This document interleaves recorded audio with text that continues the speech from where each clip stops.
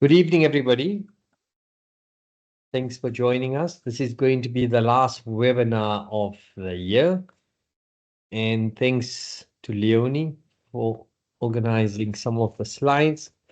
Leonie, you'll see that I've messed your backgrounds up, but it is what it is. So we have covered estrogen and the importance in females. We've covered estrogen in the early part of a female's life. We've discovered, we've spoken about estrogen in the perimenopausal state, and we've also covered estrogen postmenopausally. And then we were asked to give this talk on what are normal estrogen levels in females and to look at testosterone. And so we're going to be talking about what's normal and how we should go about adjusting it according to my patient. So unfortunately, in endocrinology, there's no normal. There's a reference range, and one needs to individualize it to the patient. So once you know symptoms of over replacement or under replacement, or in somebody where you're not replacing either overproduction or underproduction, then you better understand, then you'll be in a better position to manage the patients. And it can be with thyroid, it can be with cortisol, it can be with estrogen, and it applies to any hormone. So let's touch on the importance of estrogen and progesterone and testosterone in females. So basically, this is an oversimplification representation in terms of what happens to a female through a cycle. Now, the first rule is what is considered a normal cycle? A cycle that is regular. So in some people, it may be every 28 days, in some every 30 days, 32. But I think the most important thing about physiology is regularity. And then one needs to understand that in South Africa, the estradiol and the progesterone don't have the same units in terms of how they represented on the blood test. So in nature, progesterone is 10 times the dose to estradiol, but just note how they given in the form of picomoles or nanomoles. And one needs to also understand that it's cyclical. So for those who've not attended the previous webinar, I know it is available with Leonie, but we'll compromise and we'll go over a few of the old slides as well. Now, let's look at estradiol and its deficiency and what it means. So an estrogen is not enough. A client may complain of, and I'm not meant to be saying client, because another doctor friend of mine who came to consult me, I think 2 weeks ago, said, why do you refer to us as clients? And I said, because some patients get pissed off when we call them patients. So I'm just going to say people now. So some people with low estrogen will complain of fatigue. Mentally, they may complain that they're not alert enough, or they may even say they got brain fog. Cognitive function, memory definitely will be on the decline. The nature may be a bit more depressed, more negative thoughts come through, poor sexual drive. And in females, you need quite a few things to drive sexuality. It's not like males where it's just DHA, mainly DHA and testosterone. In females, quite a few things need to be going her way for the sex drive to be good. Of course, lack of estradiol will speed up wrinkles. The boobs may reduce in size and certainly become droopy. And then, of course, mucosal membranes may be dry. And then what happens when progesterone is deficient? These people are generally tend to be more nervous, they're excitable, they lack a peace of mind, always have racing thoughts, they're anxious, irritable, aggressive. Emotions can be heightened. Sleep is definitely affected by progesterone. Here, one can have an excessive sex drive, and then when progesterone is deficient, the breast can become more tender and can become larger. And that's how you look at it. It's whether you call this estrogen dominance with the progesterone being low, but it's at a receptor level what the body perceives. And then, of course, there can be menstrual abnormalities as well. So let's look at each one on its own. So estradiol, what's the job of estradiol? Well, it stimulates growth and multiplication of cells. And here we're specifically referring to the uterine wall. And nowhere in nature, of the normal physiology, will you have such quick replication of normal cells. They almost behave like malignant cells, where within a 2 to 3 week period, you'll have a cell, a layer that will move from around anything from 3 to 7 millimeters to much thicker wall lining. And so it's responsible for growth, and also is obviously responsible for secondary sexual characteristics during puberty, but throughout life then plays a maintenance role in terms of vaginal and bladder health. So estrogen is required throughout a female's life. And remember, now we tend to extend life. I mean, for thousands of years, a ripe old age used to be considered 50. It's why we start getting menopause and andropause in males as well around that age. So up to that point, estradiol is very important for bone, and so lack of it will cause osteopenia and osteoporosis. It also affects thyroid function. The higher the estradiol level, the higher the sex hormone binding globulin, the guy that transports the hormones, and it will bind to thyroid hormone as well. So the free thyroid hormone will be lower. It influences aldosterone, which controls fluid in the body and has a permissive effect on prolactin as well. And then definitely we touched on moods and cognitive function. So what kind of estrogen molecules do you find? Well, you first get the phytoestrogens. These are very weak. They have weak estrogenic properties, and they can also be considered adaptogens. So soy plays a role here, flax, black cohosh, red clover, donquire. These are all considered phytoestrogens, and basically they fool the body into thinking there's estrogen, and so it affects the estrogen receptor function. And it may be positive or negative, and we'll put it into context a bit later. In terms of estrogen, you get different types. So an estrogen molecule can be metabolized into 24 different metabolites. The three major classes is E1, which is estrone, E2, which is estradiol, and E3, which is estriol. So this is the most predominant of the estrogens in the reproductive years. In pregnancy, estriol becomes the most dominant one for that 9-month period. Estrone, we don't really like estrone, and it's predominantly found in a menopausal state.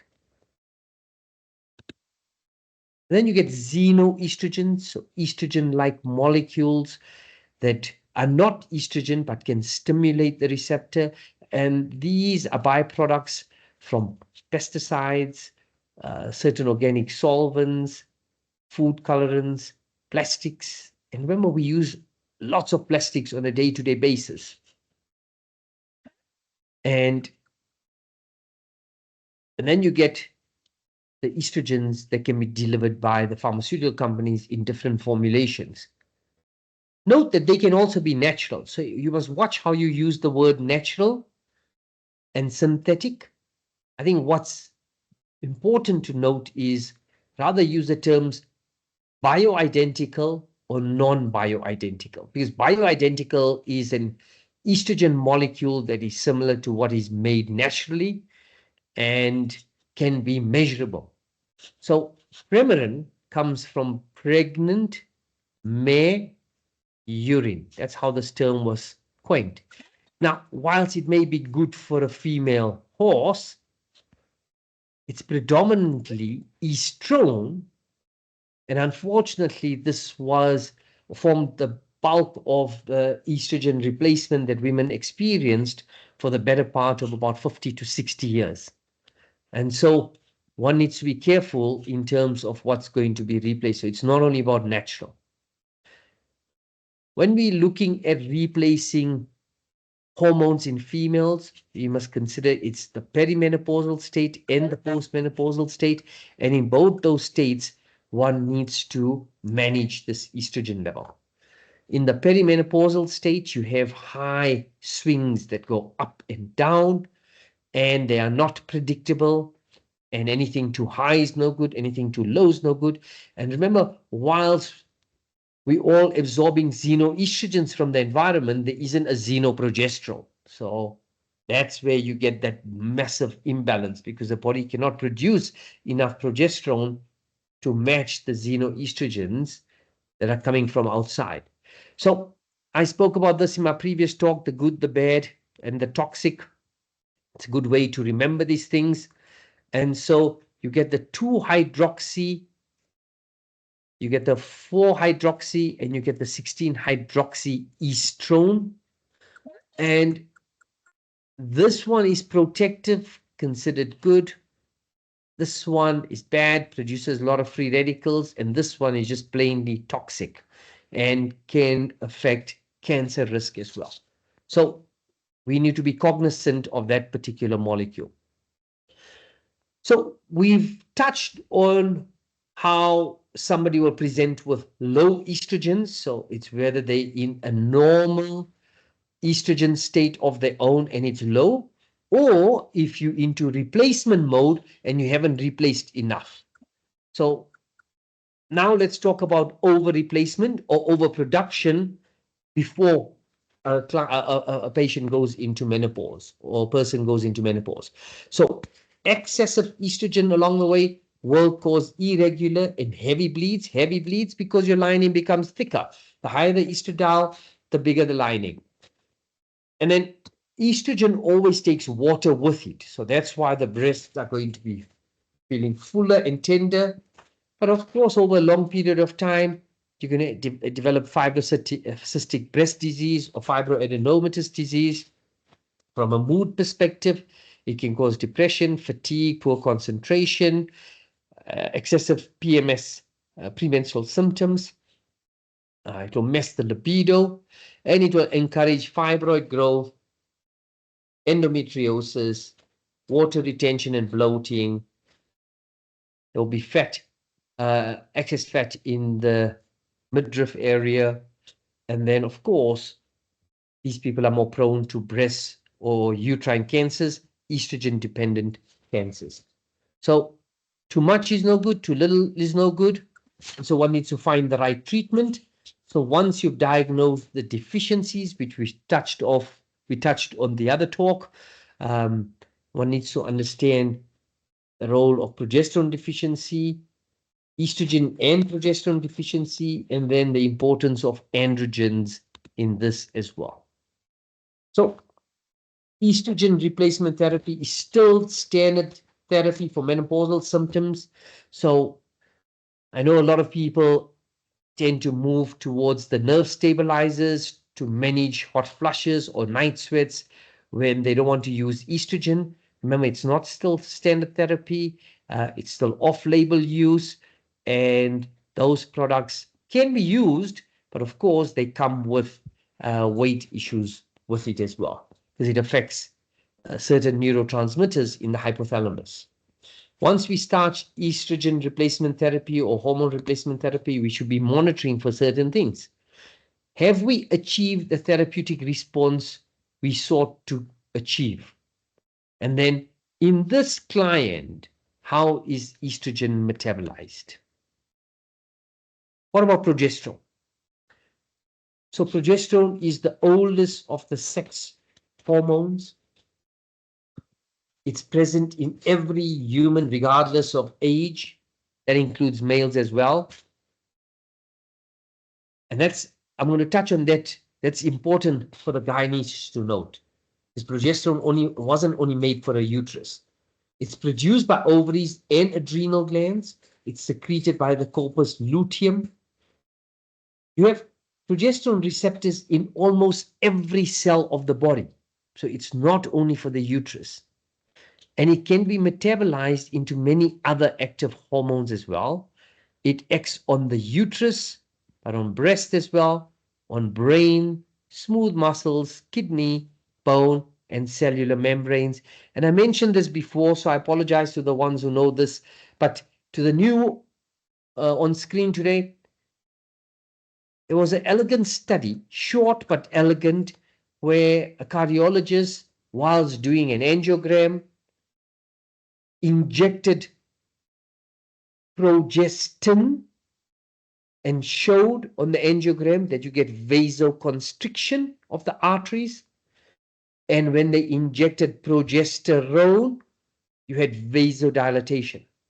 So it doesn't matter which endo or the International Endocrine Society telling you that there is no difference between progesterone and progestin. That classic experiment, which was published, proves to you that at a physiological level, those molecules are completely different. So, Leonie, I must apologize to you. You can see I tried to transport some of the old slides onto this one, and then he just messed some of the backgrounds up. But I'm just going to read it to you. So what are some of the benefits of progesterone? So it acts as a natural diuretic, which is why you'll see in estrogen dominant females, they'll tell you that you can lose up to 1 or 2 kilos of weight just premenstrually and postmenstrually, because when progesterone surges in the second half of the cycle, you will have the diuretic effect, and the estrogen that attracted water into the tissues will just be passed out. Progesterone is also important to normalize blood clotting, whereas progestin causes clots. It helps normalize thyroid hormone. It will stimulate osteoblastic cells in the bones, uses fat as a source of energy. It's a precursor for many other sex steroids. It can restore libido. It has a protective effect on cholesterol, and it is purely in the body. Its primary aim is anti-estrogenic. You needed something to come and balance the extra estrogen, because I just told you nowhere else in physiology do you see such quick multiplication of cells within 2 to 3 weeks. And if we don't have implantation of the embryo, then you've got to release this. Otherwise, it's going to act like a malignant tumor, and it's going to keep growing. And so progesterone comes in the second half of the cycle and sheds it if there's no implantation. So the benefits of progesterone are then to decrease uterine fibroids. Estrogens will cause it. Progesterones will try and knock it out. It protects against fibrocystic breast. It decreases cramping that you can experience around cycles, and it balances the effect of estrogen, whether it's breast tenderness, fluid retention, headaches, breakthrough bleeding, disturbances in sleep, irritability, loss of libido, loss of scalp hair. It's important, and the result from so once you get ovulation, it's important to promote and maintain pregnancy if it does occur thereafter. It has an antidepressant effect.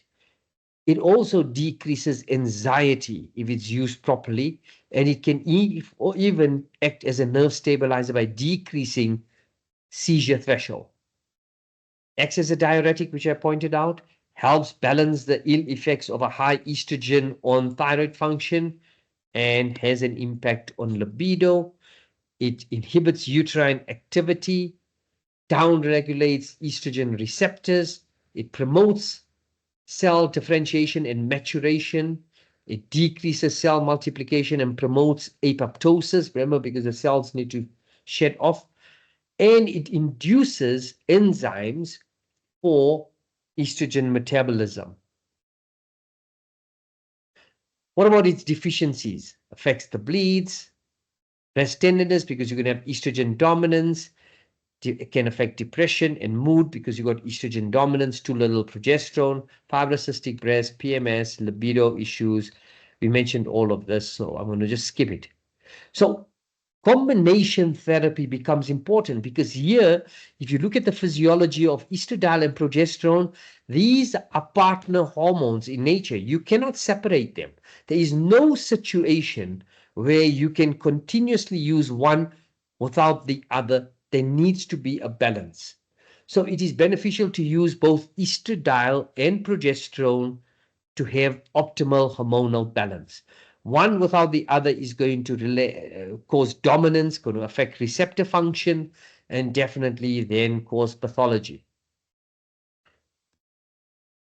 Now, I spoke about progestins. These are synthetic. These are man-made molecules developed to mimic the actions of natural progesterone. Progestins do not have the full range of activity that natural progesterones would have. And I spoke to you about that elegant demonstration in terms of the opposite effect it can have on tone in terms of the artery. These are typically derived from testosterone molecules, and you can get natural progesterone molecules that are derived from plant. Again, they are bioidentical, and it's exactly like the one that's produced by humans. So yeah, this is just a quick look at, although the main steroid chain is the same, you can see each different progestin or progesterone-like molecule all have different side chains, and none of them come anywhere close to the original one. Now, it had to be that way because otherwise you can't get a patent. And if you can't get a patent, you're not going to make money. So the pharmaceutical companies are doing this for a reason. They've got no choice. And so I'm not going to touch on this. We've done this already. So what's available on the market? So this isn't a war between big pharma and compounding pharmacies. It shouldn't be looked like that. Each product decided which space they wanted to occupy in the field of obstetrics, gynecology, and endocrinology. And that's the space you need to understand that they're in. What you and I need to do is to understand what each one does and how it can be used to get optimal results in your client. So Femigel is estradiol, bioidentical and measurable. The problem is it comes in one bloody dose. So what? Are we saying 3 billion females on the planet are all alike? What, they're all wearing the same size dress and shoe, and they're all wearing the same makeup? So from that perspective, whilst it's good, it doesn't allow you titration. Remember, the advantage is that it's transdermal, and I'm going to touch on that, because once it bypasses the liver, there's less active metabolites. So you want to try and go through the skin. Also, I touched on the other webinar that when you take something orally, unless it's slow release, and not one oral agent is slow release, you're going to have such a huge peak for the first 2 to 3 hours to maintain good estradiol levels throughout a 24-hour cycle. And that means you're overdosing in the first phase of the day. And that means there's a lot more going through the liver all at once. And that means there's a lot more metabolites. And that's where we can run into trouble. Whereas when you're using something to the skin, it gets absorbed into the skin layers and it acts as a depot there, and it's released slowly as a flat line in most clients over a 24-hour period. So that's the advantage of the gel and the patches. This particular company has more than one dose. There's a lot of other companies that have produced one dose. Again, what? All 3 billion females have the same estradiol level throughout the month when you measure it.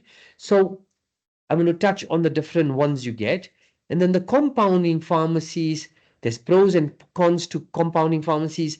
The compounding pharmacies that follow good standard practices will have consistency. I remember in the early days, we used to get a lot of flack from some gynaes to say, oh, these are inconsistent. Yeah, well, they were using this one. It's the same thing. This just gives you more choice. And so from that perspective, much of muchness, you can get variability, but you can get variability with both products. And that is more a client-based issue rather than the product issue. So you can get bioidentical progesterones, you can get testosterones.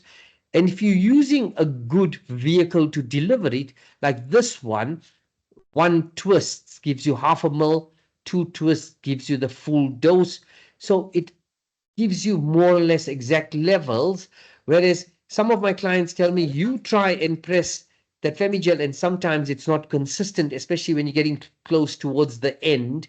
And you can get that with these as well. Now, these are better than the spoon, where you expect it to spoon out X amount, because my experience is, whilst your patient's meant to do that, they won't do it consistently. And after that, a finger becomes a guesstimate. And that's when you can get variability as well. So you can get estradiols, and you can get in twist forms, you can get in pump forms, but be that as it may, it can deliver the exact amounts. So what's the advantage of transdermal?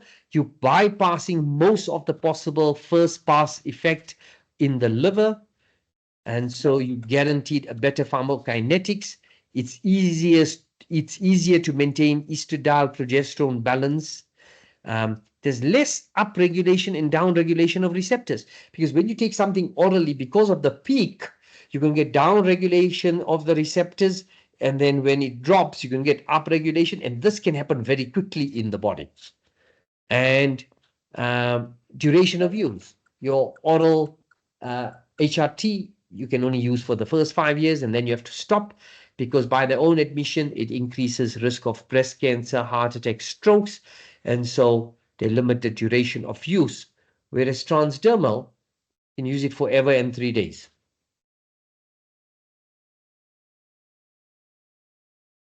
In terms of the transdermal advantages of the creams, you can get an 80-20, which is the lowest possible estradiol estriol combination.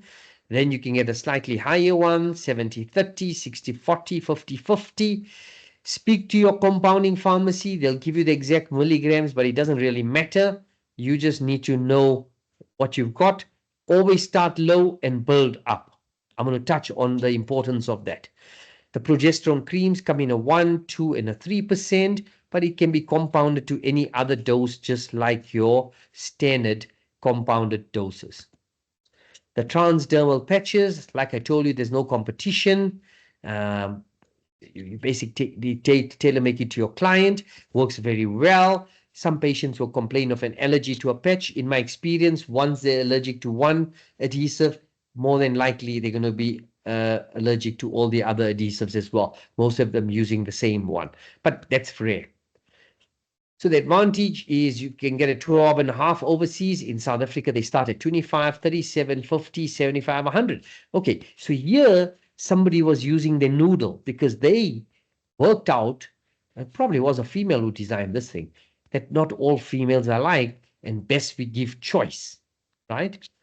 And estrogens are bioidentical, progestins are not.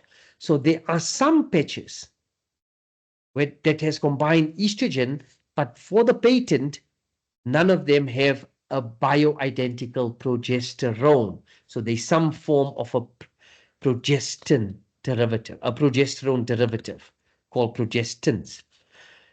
The oral, mind you, it is easy to take because you just pop it once a day. You don't have to think too much about it.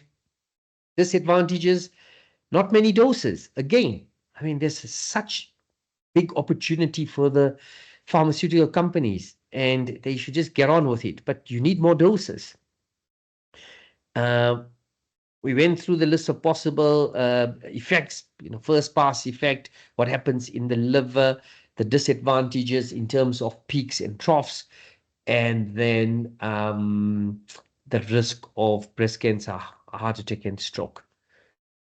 And then overdosing in the first few hours of using the oral. The micronized oral progesterone. So here it's micronized, it's absorbable, it's bioidentical, it's measurable, and you can get various doses. I tend to tell my clients to take it at night because it helps sleep as well.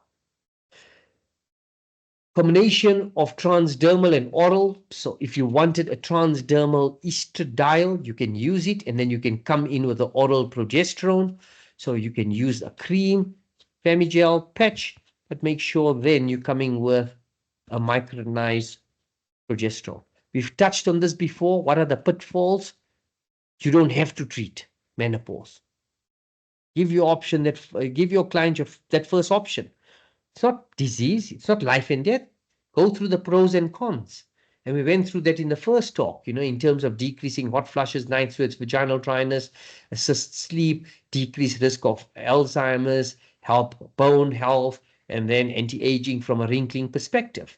But nobody died because of all of that. So yes, you might get divorced, but still, you don't have to treat. So give them that option.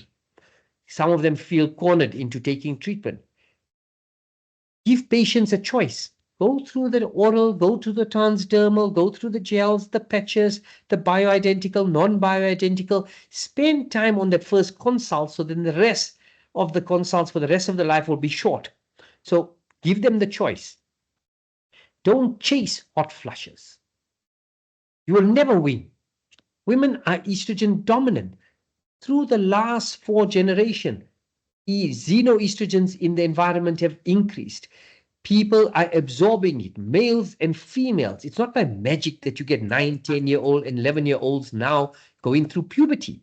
That's all that environmental estrogens that are stimulating their receptors and activating that axis. So if they're going into puberty earlier, we all exposed to this estrogen. So now, throughout a female's life, if they've been exposed to all this extra estrogen, of course they're going to have more hot flushes and night sweats and demand more in menopause. Don't chase it. It's going to come at an expense. And I want to show you 2 examples today of my colleagues, people from my class of 93, Uranian. These are doctors where people have messed up the estrogen levels. Don't chase a hot flush. Listen to your client. Always revisit bloods. Don't assume you got it right because you got it right in the last patient with that dose, so it's going to transpire into this one. So there are some clients who don't want any form of treatment but still have hot flushes and night sweats. Using adaptogens can help. So we've gone through lots of products. Indole 3-carbinol decreases the conversion of estradiol to estrone, as does DIM. Calcium deglutarate, which very few products have, will decrease the recirculation of estrogen that has been excreted by the body through the stools via the gallbladder, gets reabsorbed because it gets activated again by the gut microbiome. This is proven shit, guys. Don't try and reinvent the wheel. And then very few products got this natural products, sulfurans, that will decrease estradiol and increase progesterone. Now, whilst this may not happen in all clients, it happens in most. So you can use phytoestrogens and extracts to fool the body into thinking it's getting more estrogen than it is, and thereby decreasing breast cancer, fibroids, endometriosis, hot flushes, night sweats, everything except vaginal dryness. Now, let's touch on testosterone. So many people consider testosterone just to be a male sex hormone. However, females do produce small amounts, both in the ovary and adrenal, and higher testosterone levels can be problematic. We're going to touch on that: acne, bodily hair growth, hirsutism, and a shortage of it can also cause a problem. So here's proof that females do have it produced in the adrenal gland and ovaries, and there's more than one type of androgen. So here, this particular study showed that there's 25% of testosterone produced here and some here, and 50% come from androstenedione. However, you'll see other studies quoting different amount. Nobody's read a textbook, people. It varies. So all of you have had a client where they say the libido was bloody fantastic. They go into menopause and it's zero. You do a testosterone level and it's zero. In that person, the adrenal gland did not go to sleep in menopause. That person, most of the testosterone throughout their life was produced by the ovary. Whereas there's some people, they go into menopause and the libido remains unchanged. And looking, excluding all the other hormones, if you just look at testosterone, it remains unchanged. That's where predominantly of the stuff was made there. You'll have females that tell you, a 19-year-old that comes to you, you give them a contraceptive pill because they wanted it, and they say, shit, the libido's gone. Guess what's happened? Most of their testosterone was produced here because the contraceptive pill switched that excess off intentionally because we didn't want to make estradiol, and so it stopped making testosterone as well. So it's a very individual thing. Take a proper history. Find out what was happening with that patient's normal testosterone levels, where they were produced, because the clues lie in history. And then you'll know how to deal with the client postmenopausally. When are testosterone levels not normal? Okay, when they're high, they will cause irregular bleeds. And that happens with any androgen. Ovarian cysts. Remember, the testosterone can be produced in the theca cells, which is on the cyst, on the follicle, and you're going to have excessive testosterone or androgen production. It will cause acne, skin to be more oily, more blackheads. It will cause hair growth in places where females don't like it, on the face, upper lip, on the chin area, on the chest, basically on the abdomen. Of course, excessive androgens can cause fertility issues, can affect moods, can make you more aggressive. Low testosterone is also problematic. Affects the libido, affects lean body mass, can cause fatigue, brain fog, and some work. And I think I touched on it during a fertility talk, but I remember giving the fertility doctors a talk last year, Cape Town, and then I touched on the importance of testosterone from a fertility perspective as well. Signs of low deficiency. Okay, so I touched on most of this, but it affects skin thickness as well. That is why some rheumatologists for females with scleroderma, thinning of the skin, use testosterone to get a thickness to up. So that's why I just left this one in here. Now, there's a reason why, yeah, okay. So there's a reason why this is here. So DHEA can get converted to androstenedione, and the conversion varies from person to person because there's an enzyme there, and that enzyme doesn't work the same in every female or male. It varies. And then androstenedione can become testosterone. Testosterone can aromatize to estradiol, but androstenedione can go straight to estrone as well as can estradiol. Now, actually, the reason why I put this here is note where progesterone comes in. So pregnenolone, which can become progesterone, and progesterone, which can become 17-hydroxyprogesterone and cortisol, when somebody is excessively stressed, the cortisol is going to go high. Where did that substrate come from, people? From there.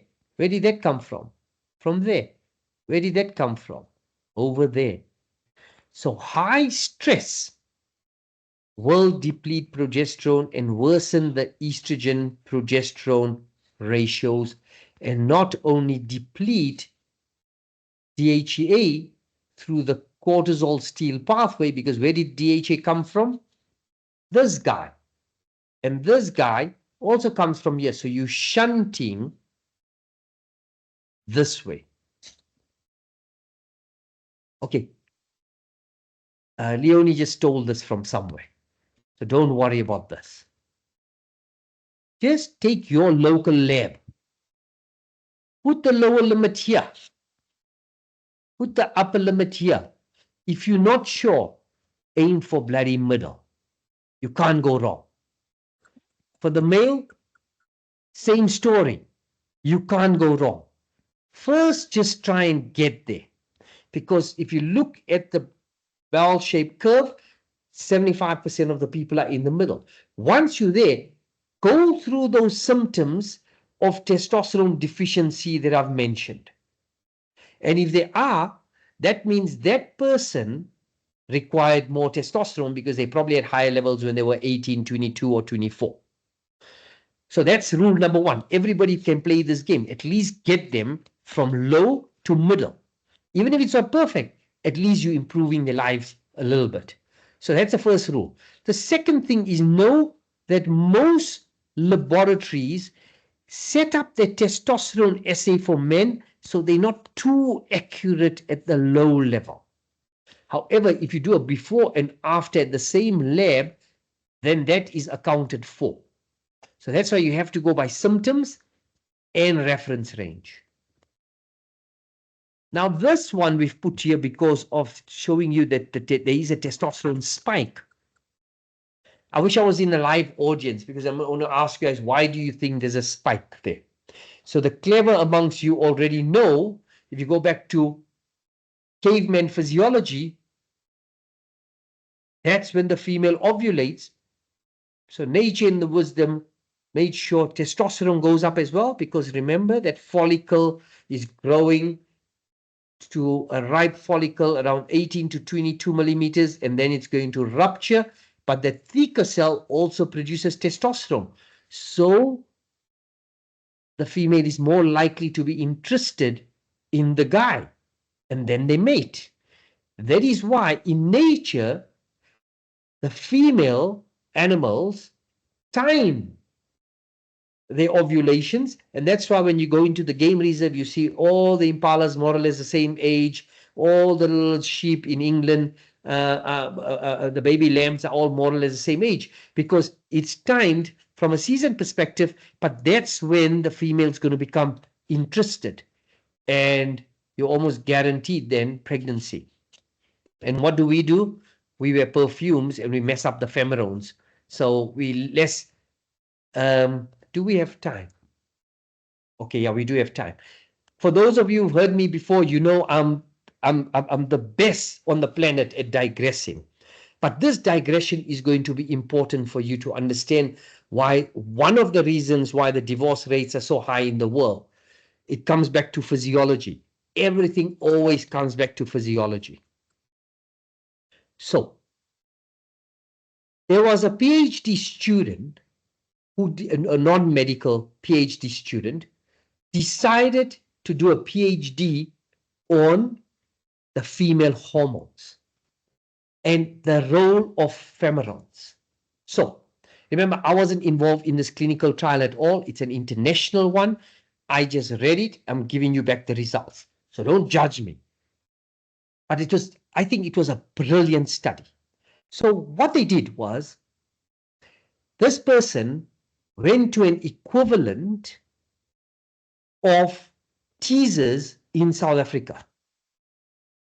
And of course, with the help of management and the ladies of the house were all part of this game, said, this person's going to come every day of the month and just do observation in terms of what's happening with the male clients and female clients. And nowadays we've got to be, there could be female and male, but this study was to see how are the males responding to females, right? And so before that, this person cleverly took a proper history in terms of which female was on a contraceptive, which wasn't, and mapped their cycles. And then they looked at the cash register to say, they looked at the earning power for the females and watched them. And yes, you've guessed it. The females that were not on a contraceptive, that means they had their own natural cycle, on average earned more than the females that were on a contraceptive. The females during their ovulation earned more than the rest of the month. So this shows you the power of that surge around the mid-cycle, because nature did its plan. I mean, how does that male know whether this female is in estrus? That's not the kind of history you take at teasers, right? And so from that perspective, this is can you see why this study is so beautiful? It speaks volumes at the importance of physiology, the importance of that testosterone surge. It speaks volumes about pheromones in how you choose your potential mate. And there was a very interesting client of mine who's studying in London, and she came about 6 months ago, and we were talking about her going on an HRT, and she said, and that's what reminded me of the study, and she said, but Dr. Bana, I read that a contraceptive can mess up my ability to choose the right partner. And of course, for the rest of the day, I was late because we went into such a nice discussion. But she understood that this was going to affect her potential of choosing a life partner. Anyway, I told you I'm an expert at digressing, but this is to show you the importance of bioidentical hormones, but also normal human physiology and respecting circadian cycles. Now let's start with studies. 44-year-old female came to me with a thyroid nodule, history of endometriosis and myomas, and fatty liver. I apologize, Leonie. I know you typed it properly, but once I transported it, it messed the whole type out. The complaint to me was they were tired, exhausted, water retention premenstrually 5 days before the cycle, and the libido was zip. On my surgical history, she tells me that she went for breast reduction, and then the mother had breast cancer and diabetes insipidus. Now, can you see how there's less than 20 words here, and how quickly you can type this client? I mean, she is screaming estrogen dominance, endometriosis, myomas, required breast reduction after the babas, and then also there's the premenstrual symptoms. And then you can already see a bit of a genetic link here where mother had breast cancer. So this person's already played the poker card telling you we need to watch how much estrogen we're going to be giving them. We best balance the estrogen with progesterone if we're going to use it, and make sure that it doesn't convert to estrone, and make sure we've got the right estrogen adapters to prevent that estrone from going up. So what did the bloods show? Again, apologies, Leonie. So estradiol was around 700, progesterone 0.1.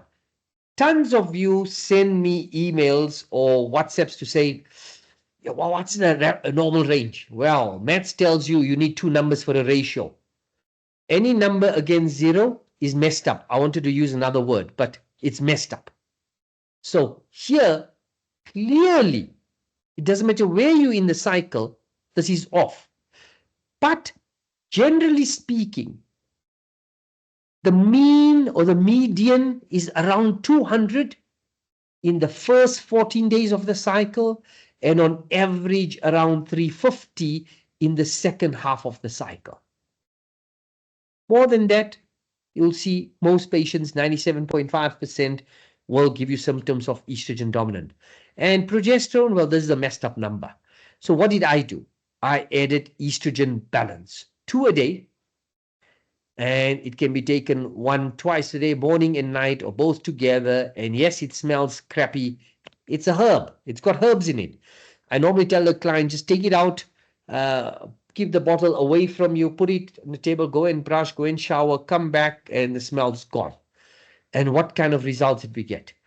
The estradiol dropped to 154, and the progesterone was still a problem. That means in this client, the estrogen balance was not enough to bring the progesterone up. Again, it didn't matter where they're in the cycle. The ratio is still off.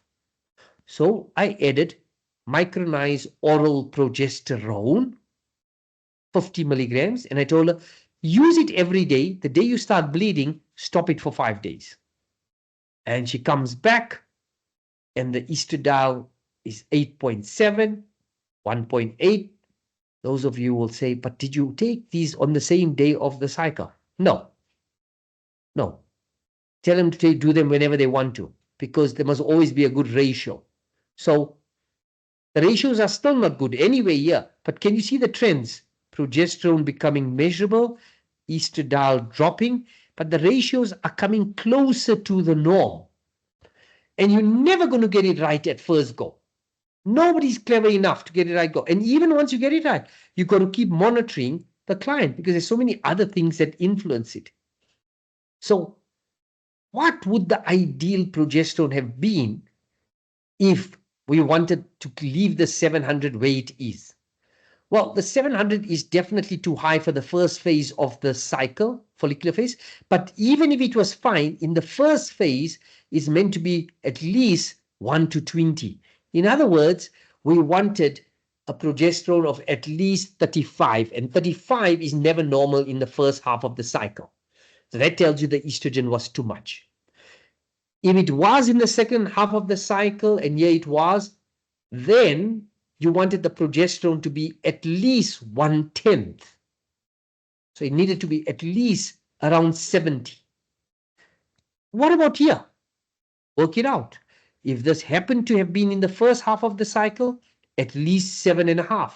Second half of the cycle, at least 15. Somewhere between 7 and 15. For this one, somewhere between 4 and 8. Okay, so you got to look at the number, but look at that symptoms that I spoke to you about: estrogen excess, estrogen deficiency, progesterone excess, progesterone deficiency, and then tailor make it. I know you guys want an easy number, like thyroid, aim for a TSH of 1 to 2. But not with testosterone, not with estrogen, not with progesterone. First, just try and get it in a mid-range, and then look at the symptoms, and then work it out. Of course, this patient came to me more than just other stuff. Remember, I had a thyroid nodule and lots of things. Anyway, we were working on all of that. But here, you can see these are real-life Lancet results, and Leonie's just translated it for us into these charts. 43-year-old female, history, thyroid issues, sexual activity is down. Oh, sorry, is sexually active but not using any contraception for the last 3 years. Complaint was weight. On inquiry, complained of headache, anxiety, more anxiety now than before, hair loss, fatigue, symptoms of PMS, water retention, breast tenderness a week before the cycle, breakouts in the chin, jawline area before the cycle, pigmentation. This is a wife of a homeopath.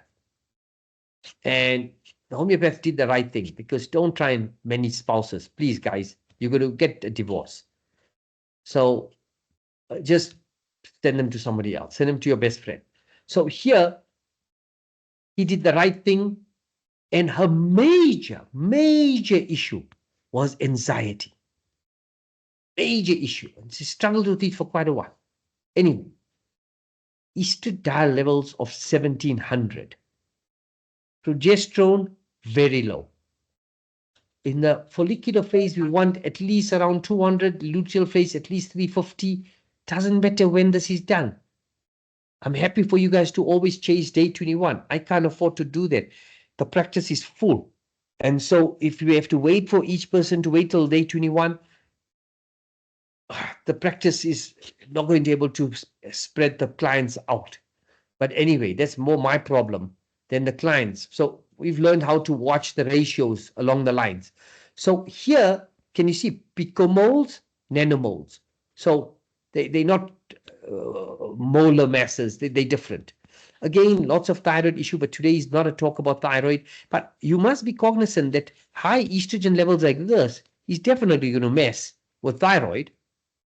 And so from that perspective, we treated the antibodies with thyroid balance. It's got selenium and gugolipids to influence those antibodies, and it works in about 70% of patients.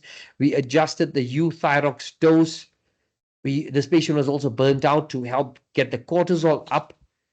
And remember, the cortisol gets reported as lower than it is because then you get cortisol binding globulin going up because of that high estrogen, and it holds on to cortisol. Then your body produces more to increase the free cortisol levels. It's complicated. But started estrogen balance, added progesterone straight away and said use it every day except when you bleed. And what happened? Let's see. Here. Now, can you guys notice that when the patient's estrogen levels are extremely high, and in this case, cortisol is a problem, it's not going to be easy to get the progesterone up. It is not a failure of your adaptogens. They're not expected to fix up such high problems. So I'm giving you extreme examples where I had to just add progesterone, right? But there are many clients where you don't have to add it. And there's some clients you just add progesterone. Like let's say if this client's estradiol levels of 132 and the progesterone was low, I would have just gone for progesterone and see how that goes first. But anyway, you can see slowly coming right, not yet perfect, but the symptoms are a lot more better. Less fibroids, less endometriosis, less anxiety, which was the client's main issue, water retention, and libido was better. Now, this is a colleague of mine. Remember, this is a doctor now, huh? This is a doctor. And 2023, August, estradiol, 113, FSH above 26 in menopause. So technically we said when the estrogen is 0, FSH above 26, no cycle for the last 6 months, now we classic into menopause, because some people smolder when they go in and then 1 or 2 months later they start kick-starting the estrogen back up. And so sometimes if you start too early, then you're getting too much estrogen, and then we're sitting with other problems as well. And here you can see the testosterone is 0. Now here, look, the reference range I told you, on the one end is 0, the other end is 2.7. What are we going to try and aim for here? Okay, you guys can't answer. That's why there's a pause here. Around at least 1.3. Just try and get it in the middle. And then we'll see how the symptoms go. And with this reference, this laboratory, the Beckman reference range, free testosterone, which is what's getting to the tissue, 2 to 33, it's quite a wide range. Let's aim for at least around 18, somewhere in the middle. Now here, this doctor exercises a lot, want to keep her body in shape like everybody else. You think she's going to win? You think she's going to end up with that Angelina Jolie body? No, not with no estrogen on board, and certainly with such shitty DHA levels.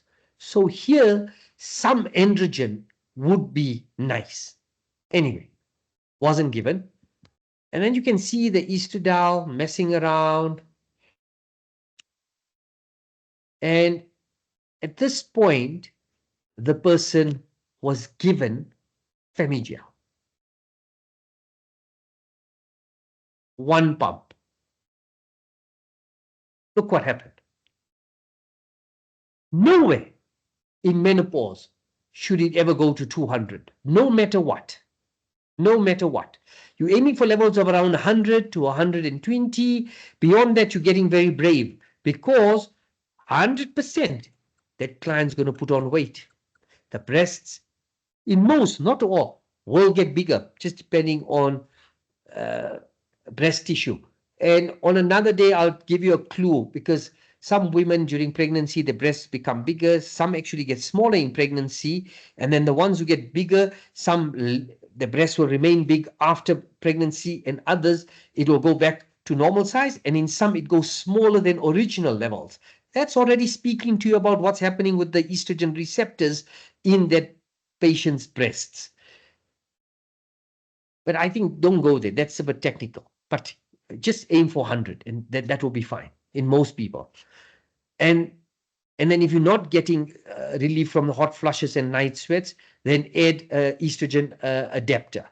And then if that's not enough, you've got to explain to the client, you've got to live with some of the hot flushes, because otherwise you're going to have a weight issue, and then you'll see the patient will make that decision very quickly. So here, the person was given DHEA. Way too high. Way too high. From 0.5 to 10, there's going to be trouble. And that will never make testosterone. So here, the person was given testosterone, DHEA, estradiol, and that, obviously, she came off the testosterone because you have a bit of hair growth where you don't want it. You become aggressive, and it's not good if you're an aggressive doctor.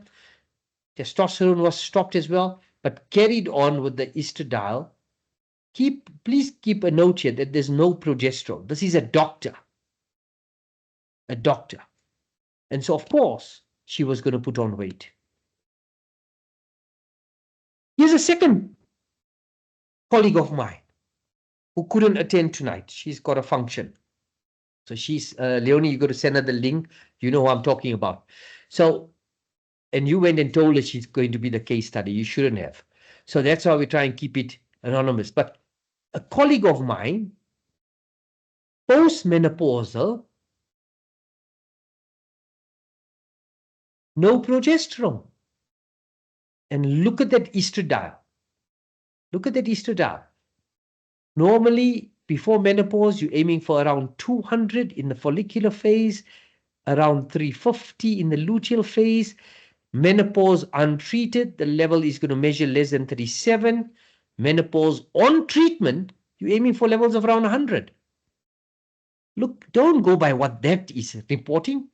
That is reporting by what you've done. Where did they get that reference range? You and I have treated females that are postmenopausal. That's the data they collect. And some of you've given too much. That's where they get that bloody reference range. That doesn't become normal. But this is what I want you guys to see. Can you see progesterone? Follicular, there's a number. Luteal, there's a number. But look, voila, males have progesterone. And we don't even have a uterus. How's that? And not only that, your maker thought it's important for you to have more progesterone than a female in an entire follicular phase. That means every male has more progesterone than every female for half their cycle. Please, gynaes, the ones who are on this talk, don't ever give estrogen on its own. The uterus is not the only reservoir for estradiol and progesterone. There's receptors everywhere. This is a crime. This is a crime. This is what causes breast cancer. This is what causes fibroids. This is what causes endometriosis. This is what causes weight gain. And then there's a problem. So rather don't give anything. Today I had a client. So she went for first consult after we started treatment. So on bioidentical estrogen, so she was on 80-20, and the estradiol came back as less than 48. And the progesterone came back from 0 to 1.1. So I told her, okay, we need to go up on the bioidentical estrogens. Yeah, she said, okay, we can go up. And then I said, you on 3% natural progesterone. I don't want to compound a higher dose. You're going to waste your money and the volume is going to be needed. I'm going to give you an oral progesterone. She said, no, but I get nauseous on oral stuff. I don't want anything. And so she said, just give me the one. And, I don't want to back down. I said, no, listen, my dear. You either do both or you do none. You cannot endanger yourself, because remember, the client's going to come back to you with the problem, right? Couple of months from now, either with adenomas in the breast or breast cancer or weight gain or fluid retention or boobs getting bigger. So don't get tempted to fall for that trap. Here, a doctor, guys, a doctor, not given progesterone. You've got to be a very brave gynae, right, guys? So here, please, just use bioidentical stuff. Now, from a testosterone perspective, I did give you an example, same creams.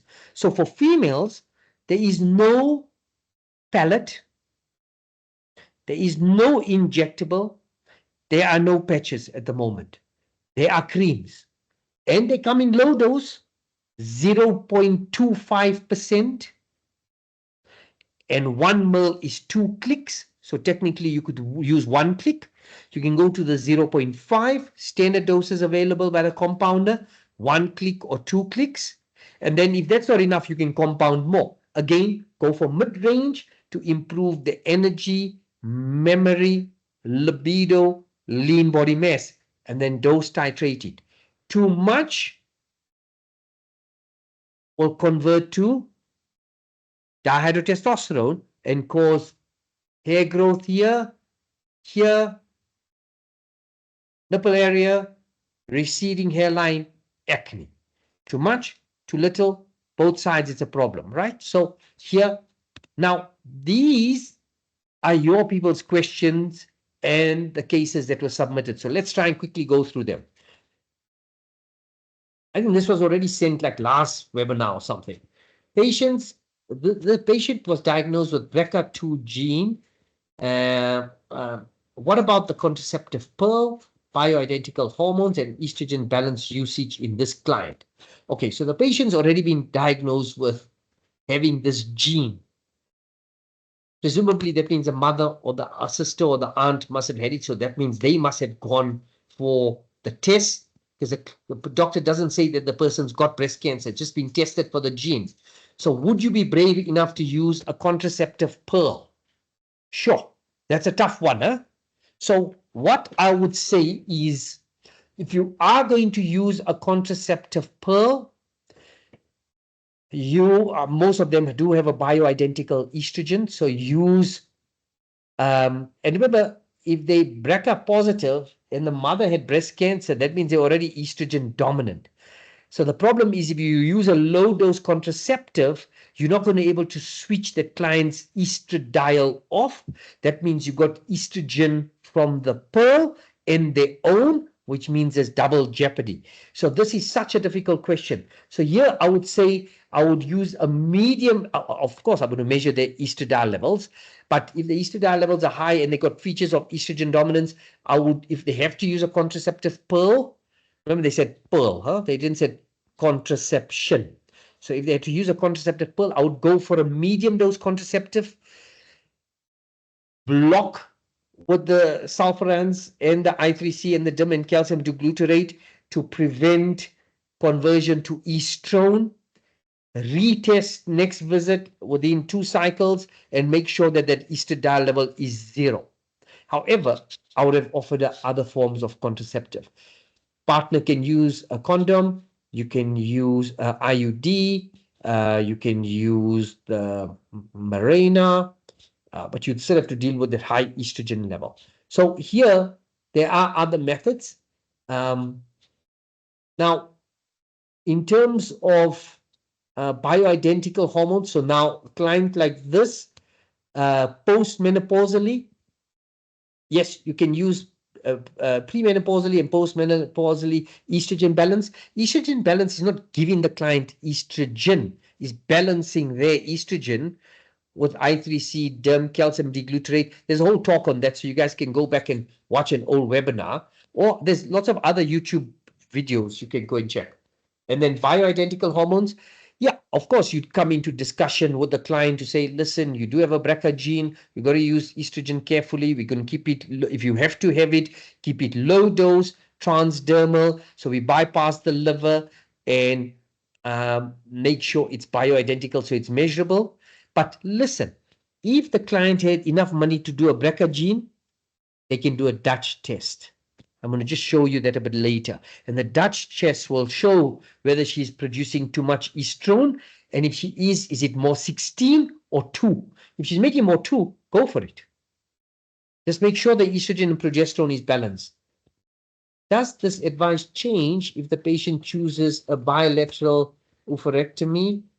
Okay, so basically taking out all female organs, right? So ovary, fallopian tubes, and having a full hysterectomy and taking out the breast, go for it. Then they can definitely use it.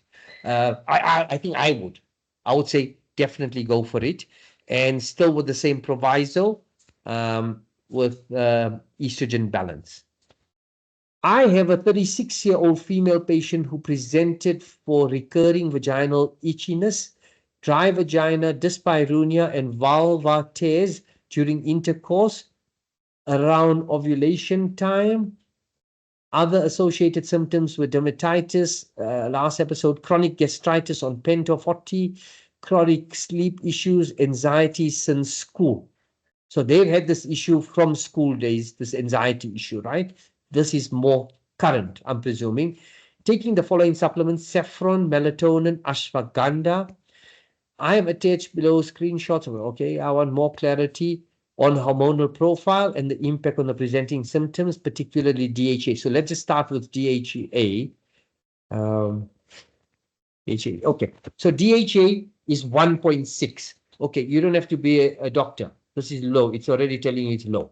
So here in females, a safe level is always around 3.5 to 4.5 before you become brave. So that's what I would go for, Sheena. And what will that do? A low DHA causes fatigue in the morning. So you wake up like a bus hits you. Then you're okay after the first 10, 15, 20 minutes. But then you get dips again in the afternoon. You get a bit of a slump where you reach out for that coffee, or you want to sleep, or a bit of brain fog. Then you're fine. Then in the very low levels, you can get a second wind where at 8 o'clock at night, 9 o'clock at night, you get all this energy and you wanted it during the day rather. And then you can have difficulty in falling off to sleep. But the classic one is you have a good dinner and you still crave for something, a sweet, a fruit, something crunchy, sugar, whatever. It doesn't matter whether it's healthy or not. Tells you that DHA needs to be fixed.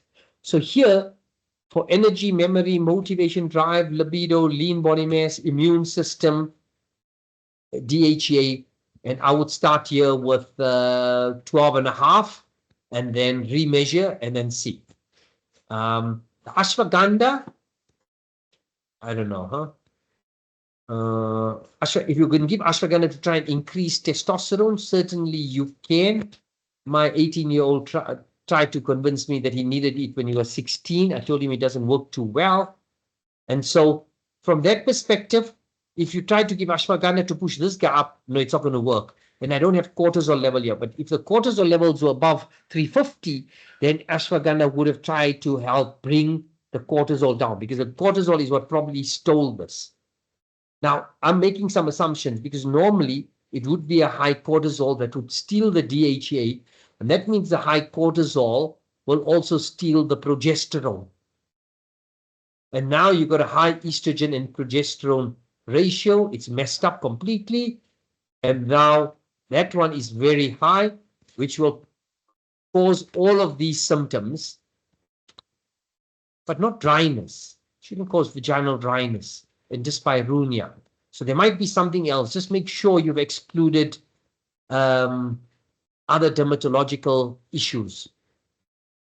And then improve this estrogen and progesterone ratios and then see what happens. This is fine.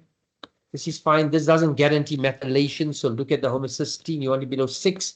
This is a shitty vitamin D. Please, guys. Toxicity is only above 100, and toxicity means high calcium. You're going to die. So this whole rubbish representation of what normal is sufficient. Sufficient is for bone. It tells you on the bottom of this reference that it's for osteoporosis guidelines. So it's just for bone. Vitamin D is needed for other things as well, just like progesterone is needed for males. And just aim for above 60 to 80 here. So yeah, I think melatonin will help, but it's better to try and get the cortisol down, DHA up, and that in itself will improve sleep. Give progesterone, give an oral progesterone, 100 milligrams micronized, give it at night, and that will help sleep as well. Estrogen balance. I don't think estrogen balance on its own is going to bring such a big number down, so you can certainly try it. But here I would have considered in a 36-year-old a medium dose contraceptive or a Nestrozole, half a tablet, maybe 3 times a week, and then readjust accordingly. So I think that's what I would do. I hope that is enough for you on this case. And then this one, I mean, it can affect libido, definitely. It can also cause a bit of vaginal dryness. So here, you want that to be in the mid-range. So again, you can see the reference range is a bit different. So here you want it around 1.2. And then later, make sure that it's delivered to the tissue as well, because that high estrogen is going to increase that sex hormone binding globulin and hold on to the testosterone that you are giving. I hope that's enough. What about this patient here? Dr. Govender. I tell you, this lady, I haven't met her, but she's got some of the most interesting patients in South Africa. So 16-year-old female runner, patient isn't overweight. Yeah, that's because she runs, so that's good. BP tends to be a bit on the lower side. Once you start getting the J curve, diastolics below 68, watch, not good from a cardiovascular perspective. So maybe a bit more salt, stockings in winter. She has postural hypotension, of course, because of that. Magnesium deficiency. Sure, here we need to aim for levels of at least above 2.2, and that would just be average in my practice. So this thing affects 300 things, including all the hormones we just spoke about. Yeah, this is deficient, so you're going to go higher, around 50 to 60. Not bad, but you want this below 6. A HOMA index with a glucose and insulin will tell you that that is abnormal. You want to aim for 3 to 5. Hyperinsulinemia can cause polycystic ovarian syndrome. Hyperinsulinemia can increase the thicker cell production of androgens, and that's how you get high androgens. But remember, the androgen doesn't have to be testosterone. The androgen can be testosterone. In some, it can be dihydrotestosterone. In androsten down, it can be dihydrotestosterone. It can be DHEA. So here, the DHA was very high for a female. Testosterone, mid-range. You see that? Normal, the T4, androsten down. I normally want it below 2.6. But here, that's the culprit. DHA can convert to androsten down, and that is the guy you want to bring down. And then despite having a high DHA, the cortisol is a bit burnt out, right? So here we're dealing with either cortisol use or gut microbiome issues, because certainly it's not from lack of DHA, and that can also affect that. Patient not keen on metformin for insulin resistance. Yeah, so she carries on exercising, watches high GI carbs. She's a runner. The days of carbo loading are long gone, died with Second World War. And she didn't want to use Jeanette. Jeanette would have been a nice one to regularize the cycle, so give the patient more confidence and help her running, because you can't be bleeding halfway through a marathon or training towards a marathon. So you want some predictability. And so it could have helped bring down the androgen by down-regulating the cycle. And it's got androcur, so you got an extra anti-androgen. But lest she obviously didn't want any pearl, no metformin. She does not want to start birth control, tough patient. And so what would I do? Spirectin may cause postural hypertension. Yes, so I think it's still worth a try. I mean, try and push that up, eating more salt, spirectin. But yeah, I agree with you, Dr. Govender, because for that level of DHA, you're probably going to need 100 to 150. So 50 milligrams ain't going to touch sides. So, okay, you're right. So definitely won't be using spirectin. Do I start burnout? Yes. So you will start the one burnout. You get away with one burnout in the morning. And once it's above 250, just ride the wave and see what happens. Work on the gut microbiome. Any advice instead of metformin? Can I use glucose stabilizer? Yes. And we're coming up with a very nice formulation. But for now, that is excellent. It's got D-chiroinositol. It's got HCA. It's got bittermelon. It's got guar gum, chromium, and cinnamon. You can add berberine. Yes, 500 milligrams. Very good. For the PCOS, I need advice. Okay, so if you improve insulin resistance with this and the exercise and watching the carbs, there's your advice. For the PCOS, that will drop, and that in itself will start dropping that high DHEA levels. I have not seen such high levels. Yes, you can see high levels. It's not that common, but you do see it. And normally it's from an adrenal carcinoma that, and this guy will be high, and testosterone will be high. All the androgens will be high. So this is just from the body needing to put high. We see this in marathon runners as well, huh? So it can just be from overexerting and pushing the adrenal gland. But here for the DHEA, the strongest would have been spirectin. The second strongest would be the contraceptive pill with Enrocur. The third will be finasteride, and then that natural product that's got neem and beta-cytosterol. Magnesium boost, fine. Homocysteine, good. Vitamin D is fine. So my advice is work on the insulin resistance, get that insulin down. I mean, if she didn't want metformin, that means she doesn't want the SGLT2. She doesn't want GLPs as well, because otherwise you can try one of the others. I think here, even the SGLT2 might affect this guy, so it probably be a GLP injectable. I told you she has tough cases, this doctor. I think this is the same client, huh? Cortisol, yeah. 208.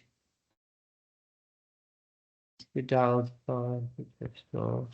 okay. Okay, what's happening here? Serotonin, magnesium, yeah, it's the same client. Magnesium is low. All right. Okay, now this patient here. Why did I put this patient? Yeah, okay. I don't have an after for this patient. So I asked Leonie, I think this morning, to add this person as a client. So this is a female patient who's got a family history of breast cancer. She herself had fibroids and endometriosis, got menopausal symptoms, went to a gynae,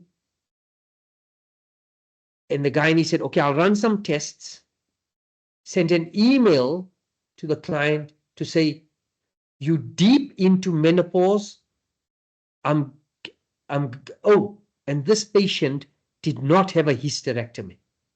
Yeah, this patient did not have a hysterectomy. So had the womb and said, you deep into menopause, I'm sending you a script, start it. So she starts 2 pumps of Femigel as per instruction. She showed me a copy of the script, and I said, no, you must be mistaken, because they must have started progesterone as well.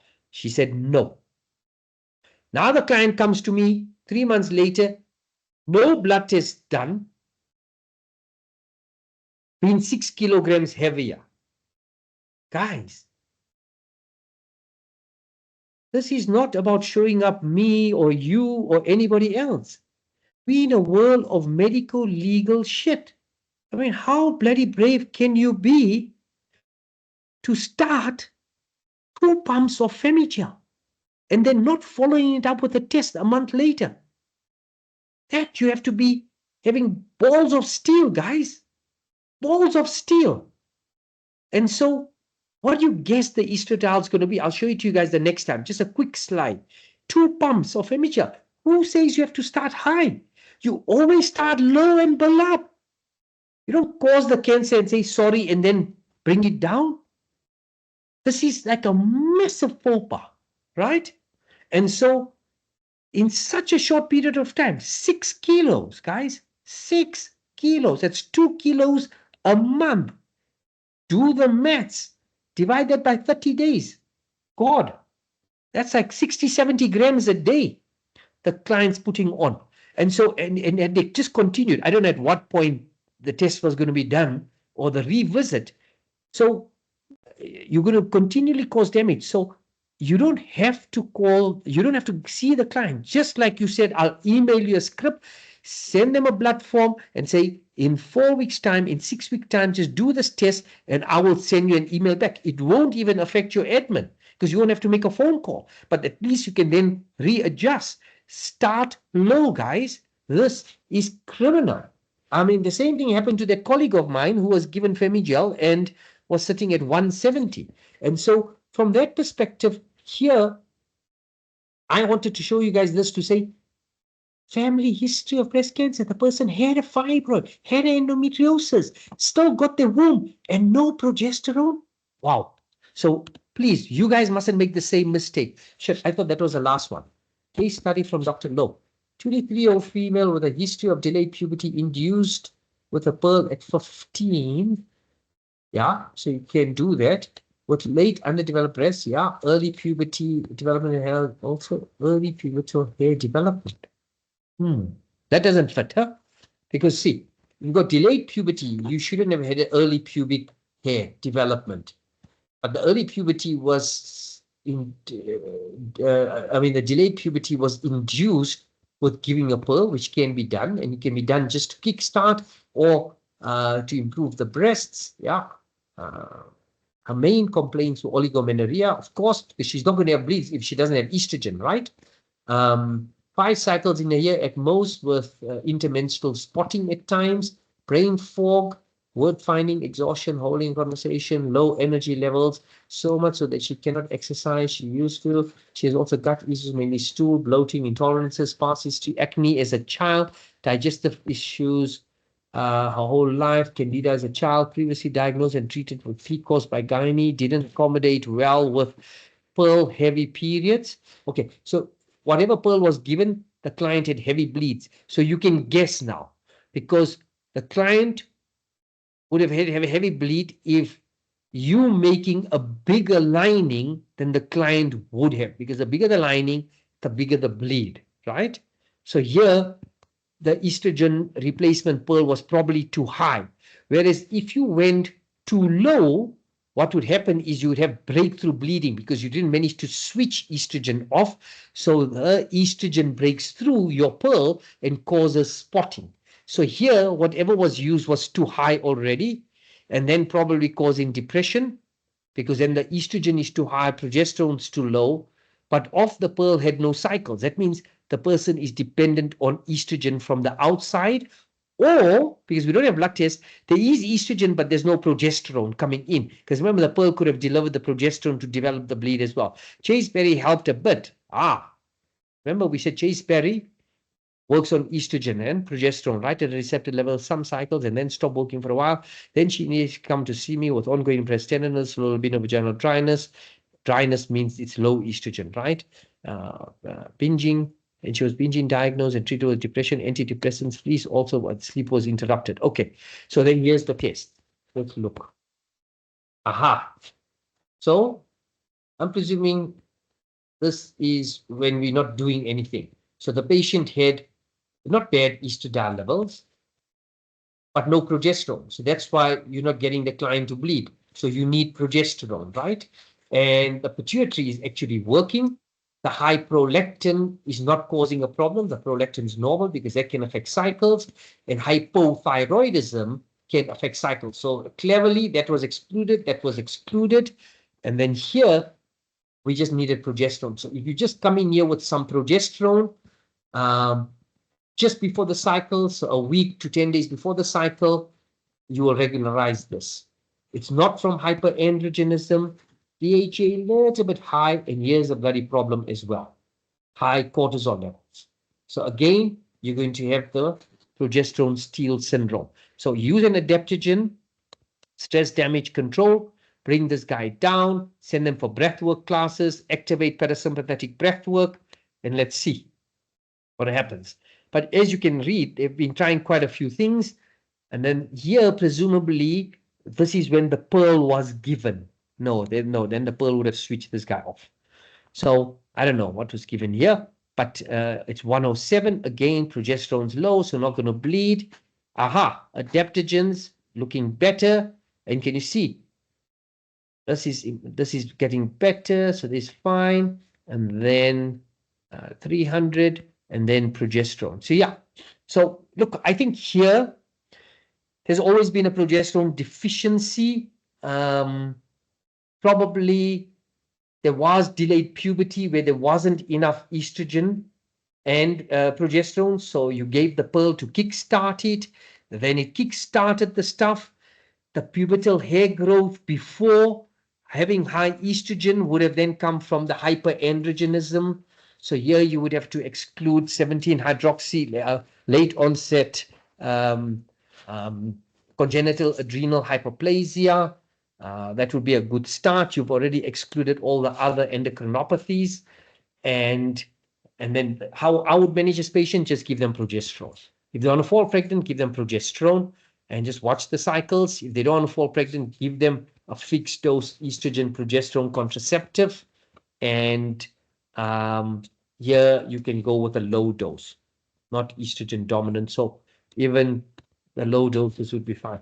Unfortunately, due to it's unsure what part of cycle this was. These bloods were based on okay. So now they're telling us that this was in discussion with a senior colleague at the time. Decision was made to treat the PCOS, start progesterone, did gut work, micronutrients, picositol. Cycles actually returned with progesterone. There we go. Progesterone, but not always healthy and normal. But once we weaned off chasteberry and all this, drop back to yeah. So I think here you want to just give progesterone. I think that's the long and short of it. And you got the answer here already. What was all the issues? Progesterone, ideally, okay, so yeah, so they also considered late onset congenital adrenal hyperplasia. And the way you're going to do that is on the second half of the cycle, do the 17-hydroxyprogesterone. Any level above 8 confirms it. The higher it is, the worse it is. Anything below, unlikely. And then just you can refer the patients and you can do tests with ACTH and 17-hydroxy, but your endo will sort it out. And then they did the Dutch test as well. So thank you so much, Michaela. Okay, so I've put a copy of the Dutch test. Leonie, I just pulled it out from the old talk, literally 5 minutes before our talk, because that patient that did a BRCA test, remember, and then the question by the doctor was, is it safe to go on a contraceptive pill? Is it safe to do whatever? Okay, there's something called a Dutch test. You can go overseas or locally, you can send it to that prof in Potchefstroom and they'll give you a pathway. And then what can happen is they show you from cholesterol, pregnenolone, progesterone, what's happening to all the pathways. And then you can work out the ratio between 16, 4, and 2. And we told you which ones are bad and which ones are toxic. And then it tells you what kind of products you can use. That's why I think we went through this. I3C and DIM to improve the good one, to activate your COMT pathways. You want certain products that work at the level of the liver. You want certain nutrients. You want to be a good methylator. We went through this, right? So when in doubt, consider doing a Dutch test.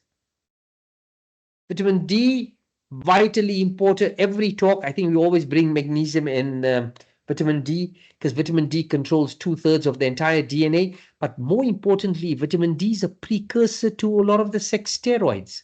So that's why I think Leonie always puts this one in here. Please note that the link to obtain your CPD certificate is in the chat box. Okay, so the link to get the CPD certificates, guys, are in the chat box. And then if there's any queries, please send it through to Leonie. I'm happy to help because, like Dr. Mudli should tell you, most of the time, I think she sent me one patient across. The rest, she can manage it herself. So, because I think all the endos are too busy. So, I'm certainly happy to just take your WhatsApp or better still, an email, and then hopefully in 3 or 4 days' time, I'll able to just answer your email, and then you can learn to manage those patients yourself. We will start. So next year, you guys have chosen hypothyroidism, and I believe you guys want mainly case studies for that one because we've done a talk on hypothyroidism. The old webinars are available. So I think we won't do too much theory. Let's just go through case studies. And then, so warm wishes to all of you guys. And for those of you who have kids writing exams, good luck. I think you need it more than they do. And happy holidays. And thank you for attending. Now, I'm going to open it up for questions. So let me just sharing and questions and answers. Sometimes Leonie sends me the questions on WhatsApp. Let me just check. Can you use, yeah, you see somebody did. Can one use progesterone vaginally or orally simultaneously? Yeah, but I can't see why you would want to do that. Because if you just get the dose right, you can use cyclogespesiris, 100, 200, or you can go orally. So yeah, I guess you can do anything in life, but you probably just want to use one or the other.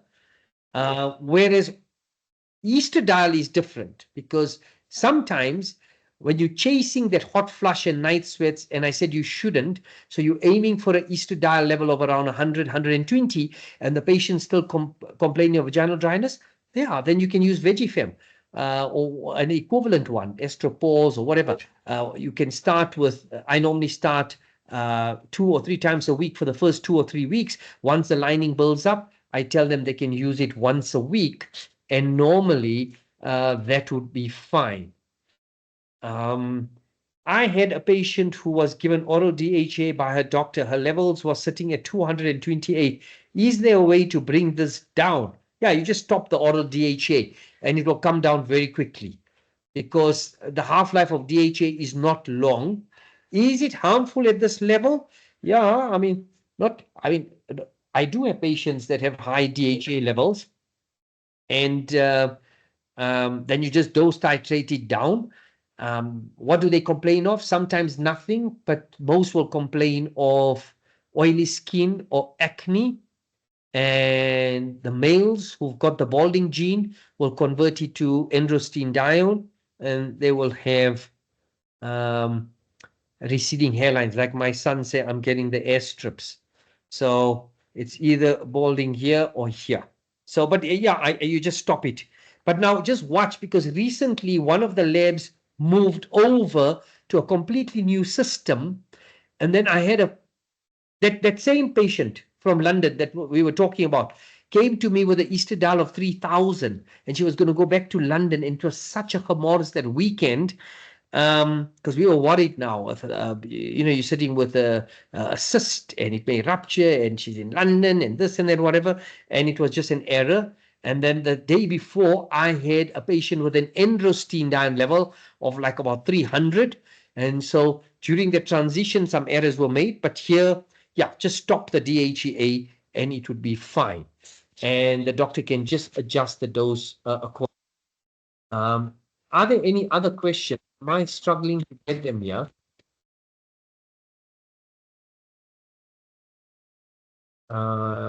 Chat. I'll go to the chat and see.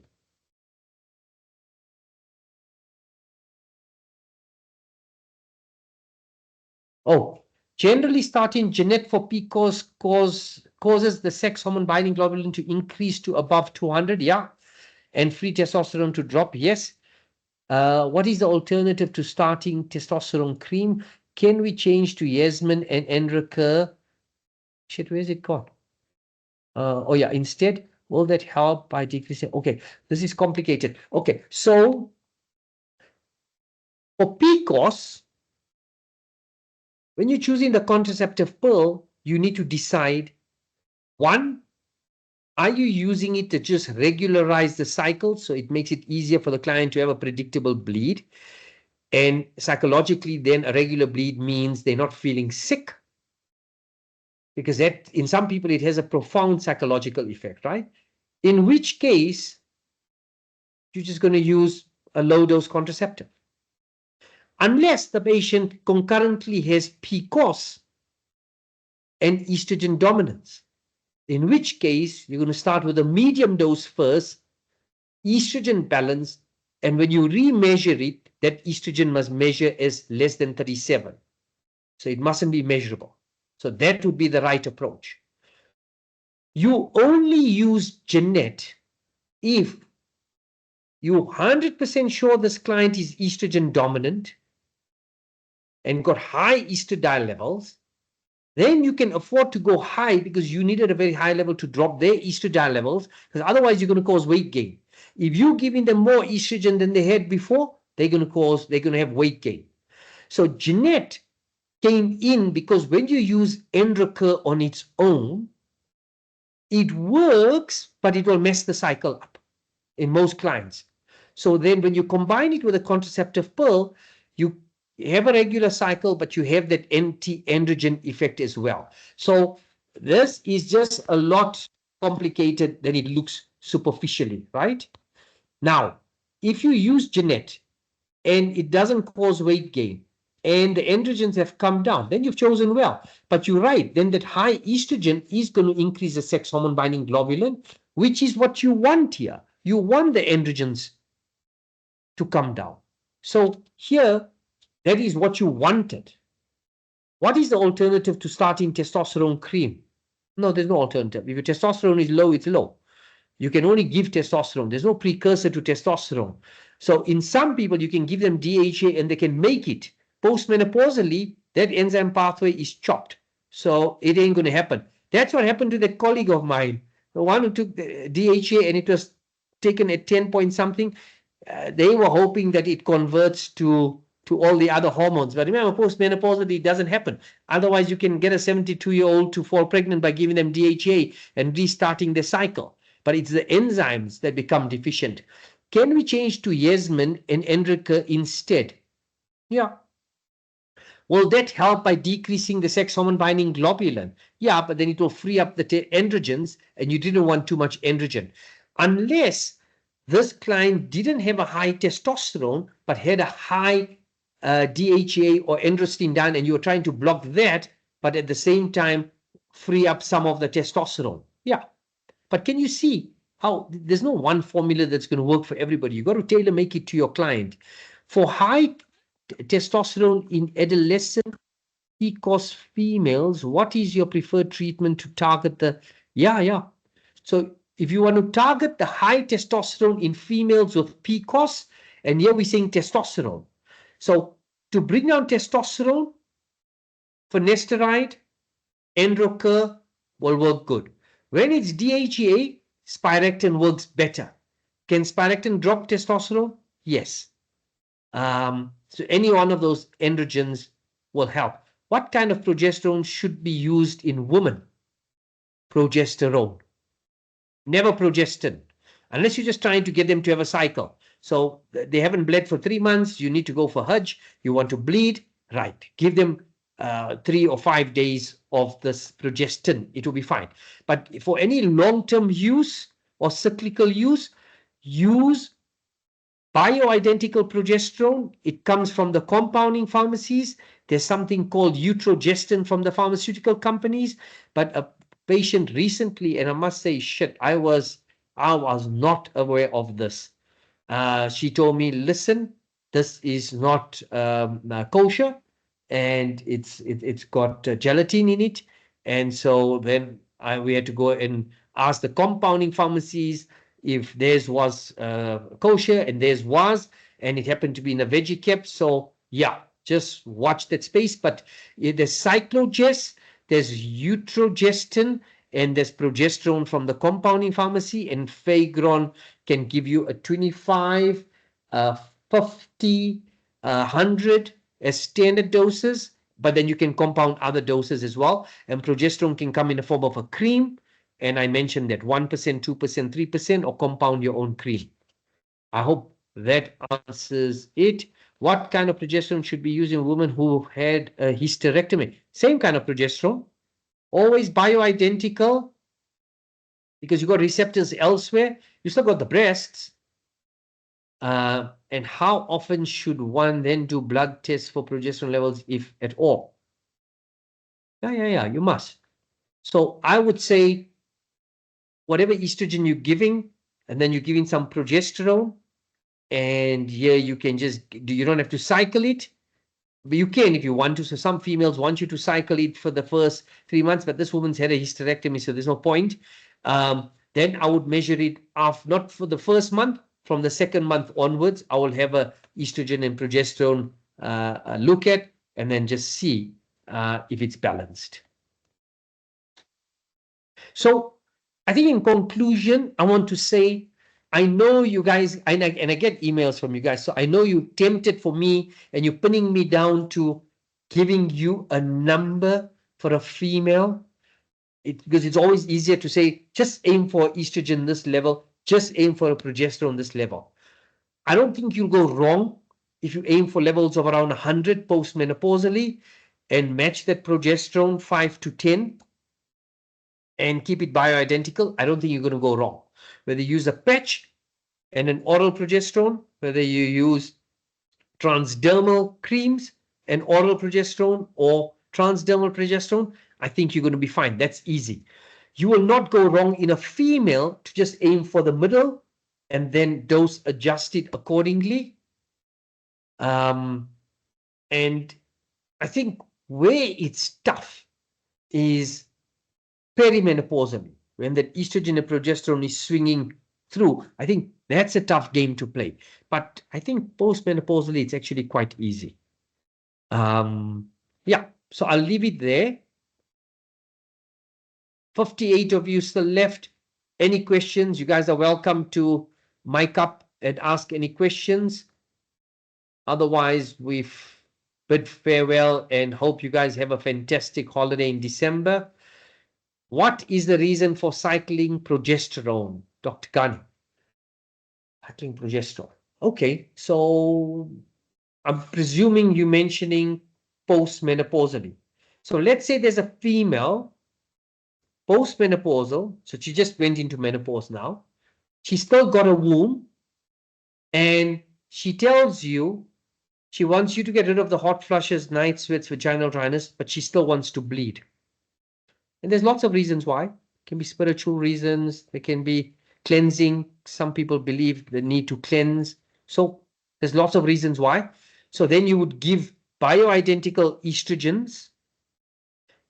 And then on the second half of the cycle, for 5 days, you can use progesterone.